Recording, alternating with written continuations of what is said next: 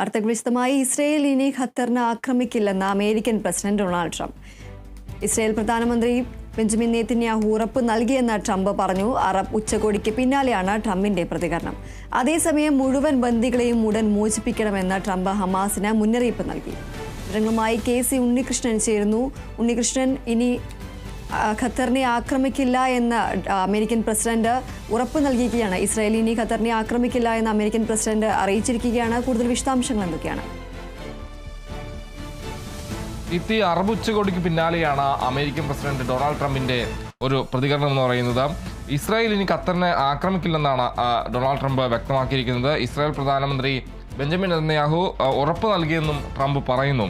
എന്തായാലും ഇതോടൊപ്പം തന്നെ മുഴുവൻ ബന്ദികളെയും ഹമാസ് മോചിപ്പിക്കണമെന്നും ട്രംപ് ഹമാസിനോട് മുന്നറിയിപ്പ് നൽകിയെന്നാണ് ലഭിക്കുന്ന വിവരം. എന്തായാലും ഹമാസ് നേതാക്കളെ ലക്ഷ്യമിട്ട് ഖത്തറിൽ ഇസ്രായേൽ നടത്തിയ ആക്രമണം നേരത്തെ അറിയിച്ചെന്ന റിപ്പോർട്ടും ട്രംപ് തള്ളുകയുണ്ടായി. ഹമാസ് നേതാക്കളെ ലക്ഷ്യമിട്ട് ഉണ്ടായ ആക്രമണത്തിൽ 50 മിനിറ്റ് മുമ്പ് ആ വിവരം ട്രംപിനെ അറിയിച്ചെന്ന റിപ്പോർട്ടാണ് നെതന്യാഹു അറിയിച്ചെന്ന റിപ്പോർട്ടാണ് ട്രംപ് തള്ളിയത്.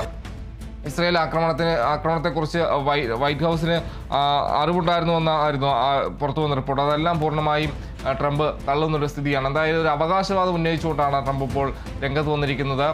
ഇസ്രായേൽ ഇനി ഖത്തറിനെ ആക്രമിക്കില്ല എന്ന ഒരു ഉറപ്പ് ലഭിച്ചിട്ടുണ്ടെന്നാണ് ട്രംപ് വ്യക്തമാക്കുന്ന ഒരു കാര്യം. എന്തായാലും ഹമാസ് നേതാക്കളെ ലക്ഷ്യമിട്ട് ഇനിയും വിദേശത്ത് ആക്രമണം നടത്തുന്ന സൂചനയാണ് ഇസ്രായേൽ പ്രധാനമന്ത്രി ബെഞ്ചമിൻ നെതന്യാഹു പറയുന്ന ഒരു കാര്യം. സ്വയം പ്രതിരോധിക്കാൻ അവകാശമുണ്ടെന്നും അതിർത്തി കടന്നും ആ രീതിയിലുള്ളൊരു സമീപനം ഉണ്ടാകുമെന്നാണ് നെതന്യാഹു വ്യക്തമാക്കുന്ന ഒരു കാര്യം.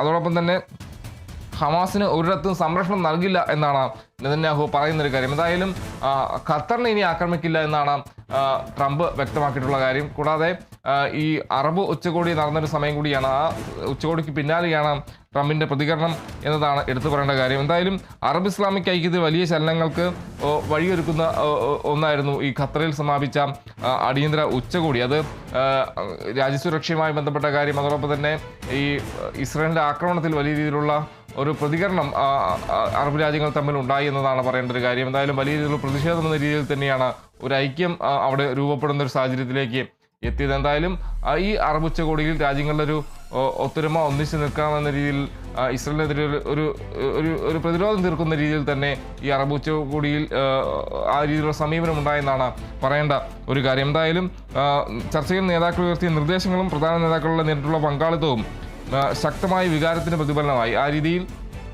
ഇസ്രായേലിനെതിരെ രംഗത്ത് വരാനായി തക്കതായ തിരിച്ചടിയിലേക്ക് തന്നെ വരുന്നുവെന്ന് തന്നെയാണ് പറയേണ്ട ഒരു കാര്യം. കൂടാതെ ഇന്ന് American state secretary Marco Rubio ഖത്തറിലെത്തും. എന്തായാലും അമേരിക്കയുടെ നിലപാട് ഈ രീതിയിൽ എന്താണെന്നുള്ള കാര്യം ഇന്ന് ഖത്തറിനെ അറിയിക്കാനുള്ള സാധ്യതയുണ്ട്. എന്തായാലും മറ്റ് ചർച്ചകളടക്കം അവിടെ നടക്കുമെന്നാണ് പ്രതീക്ഷിക്കുന്നത്. എന്തായാലും ഖത്തറിനെ സംബന്ധിച്ച ഒരു ഉറപ്പ് അമേരിക്ക ഇപ്പോൾ നൽകിയിരിക്കുകയാണ്. ഇസ്രായേൽ ഇനി ഖത്തറിനെ ആക്രമിക്കില്ല എന്നാണ് അമേരിക്കൻ പ്രസിഡന്റ് ഡൊണാൾഡ് ട്രംപ് വ്യക്തമാക്കിയിരിക്കുന്ന ഒരു കാര്യം. എന്തായാലും ഇസ്രായേൽ പ്രധാനമന്ത്രി ബെഞ്ചമിൻ നെതന്യാഹു ഇക്കാര്യം തന്നെ അറിയിച്ചിട്ടുണ്ടെന്നാണ് ട്രംപ് വ്യക്തമാക്കുന്നത്. എന്തായാലും ട്രംപിന്റെ ഭാഗത്തു നിന്നൊരു അവകാശവാദമാണ് ഉണ്ടായിരിക്കുന്നത്.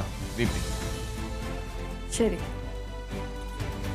ഇസ്രായേൽ ഇനി ഖത്തറിനെ ആക്രമിക്കില്ലെന്ന് അമേരിക്കൻ പ്രസിഡന്റ് ഡൊണാൾഡ് ട്രംപ് അറിയിച്ചിരിക്കുകയാണ്. ഇസ്രായേൽ പ്രധാനമന്ത്രി ബെഞ്ചമിൻ നെതന്യാഹു ഉറപ്പ് നൽകിയെന്ന് ട്രംപ് പറഞ്ഞു. അറബ് ഉച്ചകോടിക്ക് പിന്നാലെയാണ് ട്രംപിന്റെ പ്രതികരണം. അതേസമയം മുഴുവൻ ബന്ദികളെയും ഉടൻ മോചിപ്പിക്കണമെന്ന് ട്രംപ് ഹമാസിന് മുന്നറിയിപ്പ് നൽകി. KC ഉണ്ണികൃഷ്ണനാണ് വിവരങ്ങൾ നൽകിയത്.